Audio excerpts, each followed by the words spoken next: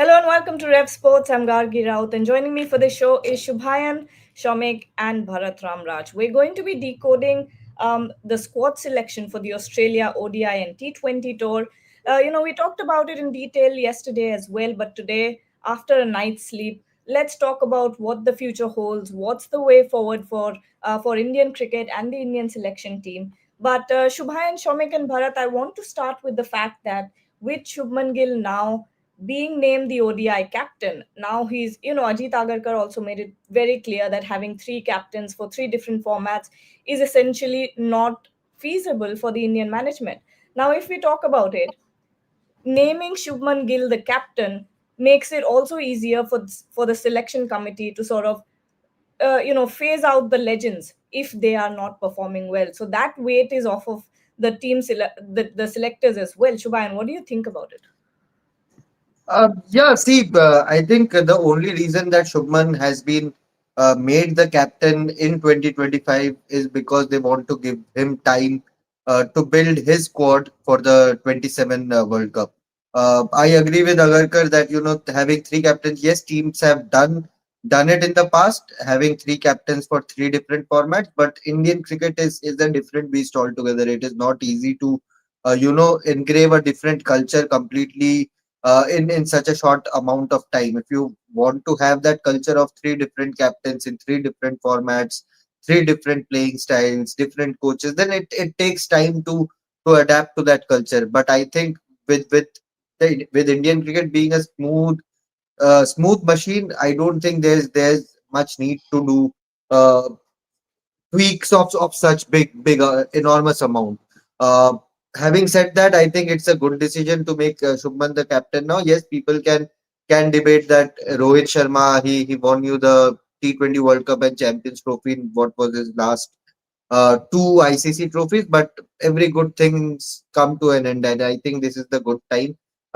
Even if Rohit has the will to continue, has the hunger to continue till 27 World Cup, I think he will have that space to just focus on his fitness and form to keep himself going for that 27 World Cup. So I think it's a good move. Uh, and but I'm a bit surprised that both Virat and Rohit are being labeled in a single paper in terms of their ODI achievement, their bodies, their form. Uh, I'm a tad disappointed in that way, but I can completely understand what the selection committee or the team management is trying to think at this moment. Shomik, yes. Gargi, a couple of things about Rohit and Virat, and I was there at the selection press conference. I have spoken to people. See, I mean, you can never say never. I mean, after whether Australia would be the swan song for Rohit Sharma and Virat Kohli, but the marker clearly has been let down. Ajit Agarkar said enough. Ajit Agar- First of all, going ahead after Australia series, Rohit Sharma will have to fight with Yashasvi Jaiswal to keep his place. Virat Kohli will have to fight with Tilak Verma, and Ajit yesterday said that Tilak was very close to make the squad. So Virat Kohli will have to fight with Tilak Verma to keep his spot. The message was loud and clear that, I mean, you are no longer the automatic picks.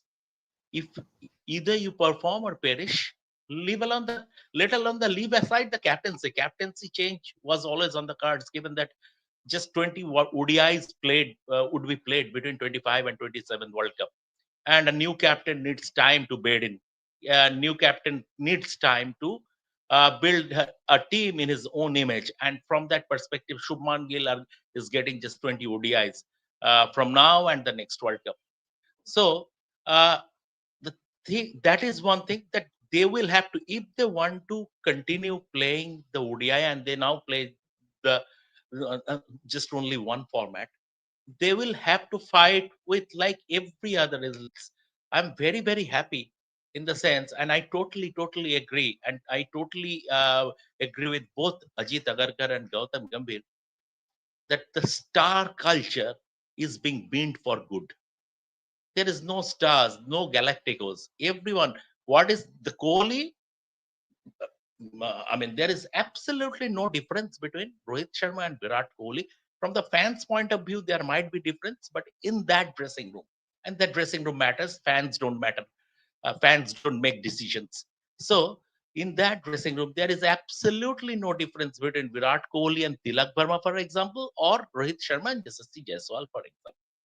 Now, another thing has been made clear, and I came to know, and we reported the story, and our story was right.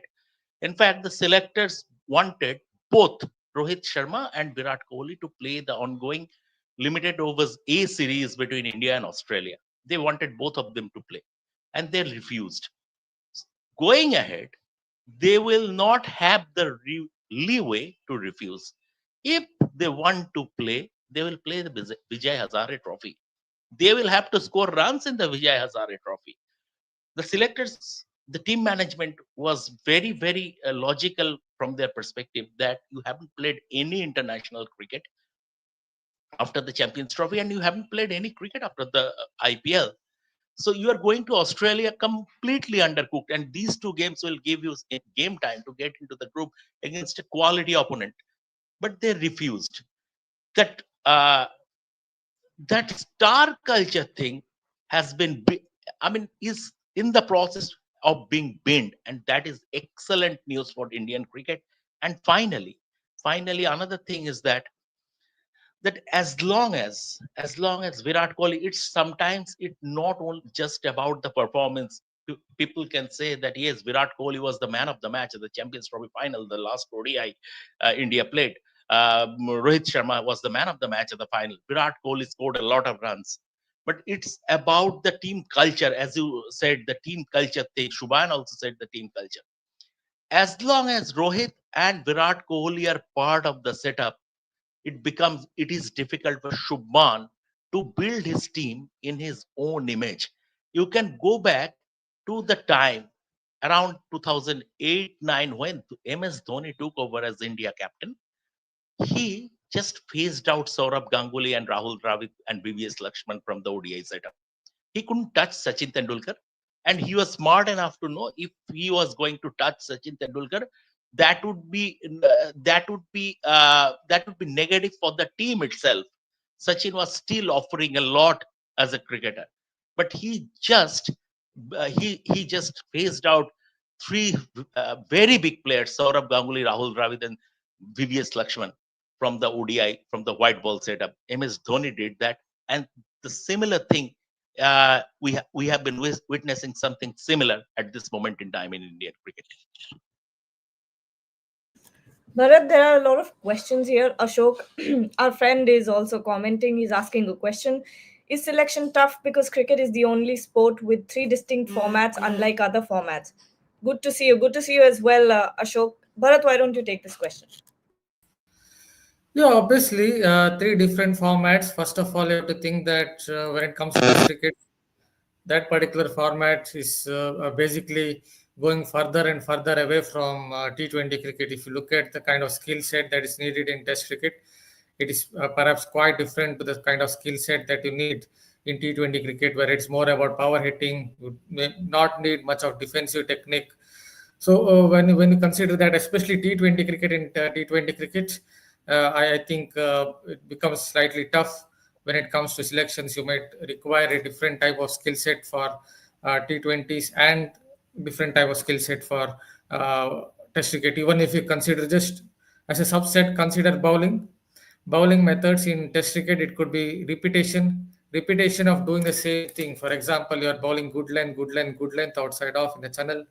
In T20 cricket, it could be a lot of variations. You're bringing in variations. You're bringing in wide Yorker. You're bringing in a different type of skill set in a particular one over itself. So that is where I think selection is getting tougher and tougher. You could see it with how someone like maybe ECB are trying it out. They're having only one selector now, that is Luke Wright, and then alongside Luke Wright, they're having one coach. So they're looking at trying to modernize their selection by bringing in data analysts and younger selectors. So India also, I can see that with Ajit Agarkar coming into the equation, not someone who comes from a bygone era. He's someone who understands modern game perhaps better. So teams are trying to, what can I say, adjust to this defenses in the two different formats. But just want to add something on Rohit Sharma. I think it just came down to the fact that, see, by 2027, what would be Rohit Sharma's age? He would be around 40 years. So there is an air of uncertainty surrounding Rohit Sharma's place, because see, he's now only playing one day cricket, and when you're playing only one format, then you have to be match fit. It's not just about being medically fit, because if you don't play for 4 or 5 months, then suddenly if you're going to play an international match, it won't be easy. Even if you are the greatest player on this planet, it won't be easy to just come in and score 100 or 80 straight away. So considering all that, although Rohit Sharma would feel hard done by, I think it was the right time to maybe move on from him. More questions here. Jen is saying my first question on is on what basis has Harshit Rana been selected in all three formats? What performance? Shubhayan, there's a lot of chatter around this on social media as well, and people or let's say fans are not happy about the fact that Harshit Rana is getting this longish sort of rope. Again, favoritism and all of those arguments coming in. What are your thoughts about it? You're on mute. He has not done anything wrong across formats. I mean, yes, Asia Cup he was expensive here or there, but he was not part of your regular playing 11 in Asia Cup as well. Test cricket, if you remember, Perth and Adelaide, these are the two matches he played. Perth he did really well. What was his debut? Picked up four wickets in his debut innings. Adelaide again, we all agreed at that point also that Akashdeep was a better option than Harshit Rana, but the team went on with continuity and played Harshit in the Adelaide Test as well. In the pink ball Test, he did not do well, and then he was dropped and replaced by Akashdeep in the playing 11. But Harshit has not done anything wrong to be dropped from any of the format. Even in ODIs, if you are backing him, he's just there as a reserve pacer, backup pacer in that squad. You don't have too many bowlers who can bowl in different phases, who can bowl 140 as well, who can bowl your slower ones as well if required. Yes, there are certain players in every coach's tenure that who will have that preference, who will get that preference over other players. But looking at the current pool of players, you don't have too many bowlers like Harshit Rana. Akashdeep is currently struggling with his fitness. COE has given him clear directives that you need to build on your fitness. You can't be breaking down after every two matches. That is why he's playing domestic cricket at the moment, and then he will focus on building his fitness again, going back to the COE. Arshdeep Singh, can you say he is your test bowlers in Indian formats? He does not have that extra pace or extra zip that is required to bowl in Indian conditions, at least in the test format. In England, it's a different ball game. You would have an Arshdeep Singh there, but in different conditions, Arshdeep Singh in Test format is a question mark. So you don't have too many bowlers who can give you that option which Harshit Rana gives you. Yes, you can continue to debate, but he has not done anything wrong. Is what my point is, to get dropped from any format. Plus, he's your reserve opener, not your first pacer who is playing all three formats continuously back to back. So he's just there working with the team, and I think it is good. It is good if you look at, if we keep talking about who after Bumrah and Siraj, then we need to have such pacers who are consistently traveling with the team and getting to know what this team management, think tank, coaching staff wants with him. I would love to see even someone like Khalil Ahmed to be part of the squad, but you can only carry 15, so that's an unfortunate thing. Also, a point to it, a small point to Harshit Rana selection. If you look at the overall picture, how the Indian selectors are looking at, I'm not saying it's bang on the money, but that is, it seems to be the case. Even if you look at the A side, who are the pacers that they're picking? Gurnur Barar and Gurjapneet Singh. So what is the key point with these two pacers? Both are tall. One is a left armer. So, and these two pacers, if you look at the number of matches they have played, Gurnur perhaps has played only one List A game and maybe 10 first class games. Gujapneet has played only five first class games, maybe 7, 8 limited overs games, but they're still getting these two players in mainly because they're tall and one is a left armer. Even if you look at the main squad, how Indian selectors are looking at one, there is Harshit Rana, tall bowler again, hits the pitch hard. Prasidh Krishna, tall bowler, hits the pitch hard. If you look at India's, even Arshdeep Singh is still getting into the squad. I'm not saying he's straight away getting into the 11. So if you look at the kind of selections Indian selectors are making, it's clear that if you're either a left arm bowler or if you're a tall bowler, you will get in. Maybe they're thinking about the South African conditions for the 2027 World Cup, where such bowlers might come into the equation. But it's definitely clear that what are selectors thinking, because even in the A squads, you're only seeing either a tall bowler or a left armer coming into the picture. Even if it is Khalil Ahmad, he's also getting into these A squads. We have a few super chats here, so let's take them one by one. Ayush Jindal, we were just discussing about this, so not going on that again. Sarthi is asking Shubhayan, समझ नहीं आ रहा जडेजा क्यों बाहर है? अजीत अगर का reply to ODI that. से तो सिंपल है, ओडीआई से तो सिंपल है, फिनिशर्स रोल अगर Jadeja if is batting at 7-8 in ODI cricket, उसका आप फिनिशिंग, उसका स्ट्राइक रेट आप उठा के देख लो. Jadeja in test cricket is a different beast, is a legend, one of the मतलब टॉप रैंक्ड ऑलराउंडर है टेस्ट क्रिकेट में. बट ओडीआई क्रिकेट में जो रोल नंबर 7-8 के बल्लेबाज करना चाहते हैं या करना चाहिए उनको, उनका strike rate, batting strike rate एक तो अच्छा नहीं है. With the ball is not your regular lethal wicket taker. तो आई थिंक उस जगह पे इस टाइम पे मे बी एक अक्षर पटेल या वॉशिंगटन सुंदर एक बेटर ऑप्शन बन के आएंगे. Simple simple as that. उनका अगर batting strike rate, even for CSK यही कंप्लेंट रहता है ना कि थोड़ा सा स्ट्राइक रेट ऊपर करना चाहिए, जडेजा को थोड़ा सा स्ट्राइक रेट ऊपर करना चाहिए. तो टेस्ट क्रिकेट में वो जब खूंटा गाड़ने की बात आती है तब Jadeja is a master of that. वो थोड़ा सा स्लो करके लंबा इनिंग्स खेल सकते हैं, बट इन ओडीआई जहां पे आपको चाहिए 150-200 का स्ट्राइक रेट, वहां पे वो थोड़ा सा स्ट्रगल करते हैं, इसीलिए बाहर है. प्लस विकेट टेकिंग एबिलिटी भी गिरी है उनकी white ball cricket. Yeah. Dikshita is asking, Virat is no less than Sachin in this format. In fact, way ahead statistically. It's shameful if he performs and is still removed. It's okay. Such things take fans away from the sport with age. With Virat Kohli, age form game is not an issue. Shomik? No one is saying. Ajit Agarkar never said that as because he is on the wrong side of 30, Virat Kohli, and he will turn 37 in November, he will be removed.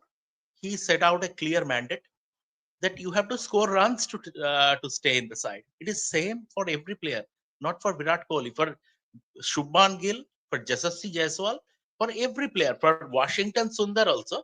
It is not only for Virat Kohli, it is for Washington Sundar also. You will have to score runs to stay in the side. I mean, reputation in the current setup, that has been led by Gautam Gambhir as the head coach and Ajit Agarkar, the chairman of selectors, and the two are very much in sync. That reputation matters little. What you have done in the past, it's fine.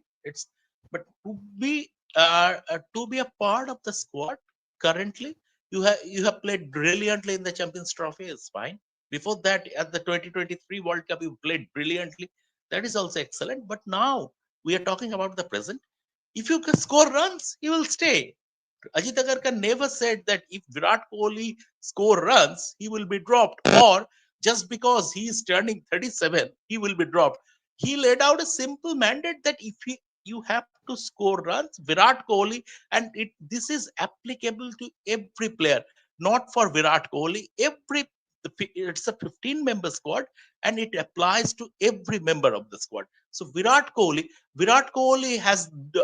I mean, if people think Virat Kohli should be getting any special privileges, and they are living in a fool's world. Virat Kohli will not be given any special privileges. All right. Two more super chats and then we can end the show. Ayush Jindal is asking, Krishna is not What do these emojis mean, first of all? Acha, purple cap holder. Is that what he means? Yeah. Not a good Krishna. back. Yeah. Not a good backup in T20s, but Harshit is. Shubhan?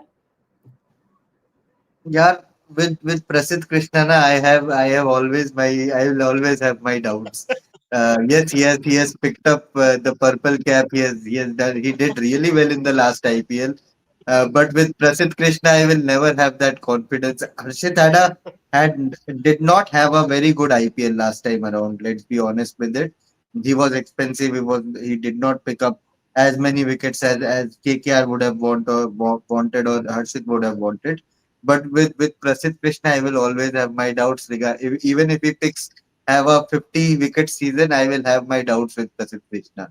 But I would say I'll be happy. I'll be happy to be proven wrong every time. But with Krishna, I'll have my doubts. I'll rather go with someone different. There are other bowlers as well. But with Prasid, I'll have my doubts. Harshit, I mean, In fact, one bad season in IPL, you can give him that benefit of doubt. He did bowl well in patches, but KKR overall as a team did not do well last season. I will carry this one forward, Gargi, if you please allow me a couple of minutes. That is, I totally agree with Shubhan in the sense. And see, this team wants multi-skilled cricketers. We are talking about Harshit Rana. Harshit Rana's case is like there is a dearth of fast bowling talent at this moment in time in Indian cricket. Mohammad Shami's career, international career is over. Bumrah's workload management is a factor. So you are left with only one player, that is Mohammad Siraj, and Siraj doesn't play in T20 cricket. Siraj has made his return to the ODI setup, and he is one of the leaders as far as leaders of the bowling group as far as Test cricket is concerned.